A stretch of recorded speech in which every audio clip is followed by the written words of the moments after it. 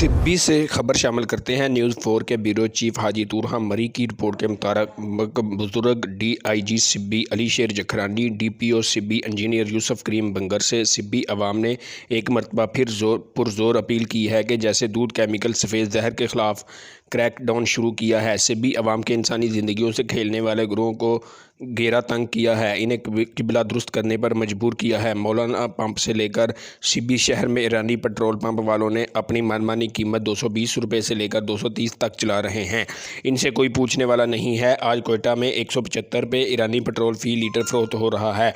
सूबाई हुकूमत वज़ीर आला बलोचिस्तान अब्दुल कुद्दूस बनंजू ने नोटिफिकेशन जारी करते हुए 170 था 175 तक ईरानी पेट्रोल के रेट मुकर्रर किया था, मगर कोयटा में तो वज़ीर आला बलोचिस्तान के नोटिफिकेशन के मुताबिक ईरानी पेट्रोल मुकर्रर रेट पर चल रहा है। सिब्बी में माफिया ने अपना रेट रखा हुआ है। सिब्बी अवाम ने मुतालबा किया है कि इनके खिलाफ क्रैकडाउन शुरू करके वज़ीर आला बलोचिस्तान के नोटिफिकेशन के मुताबिक मुकर्रर रेट पर जारी किया जाए। कैमरामैन शहजाद मरी के साथ न्यूज़ 4 के ब्यूरो चीफ हाजी तूरहा मरी, कोयटा, बलूचिस्तान।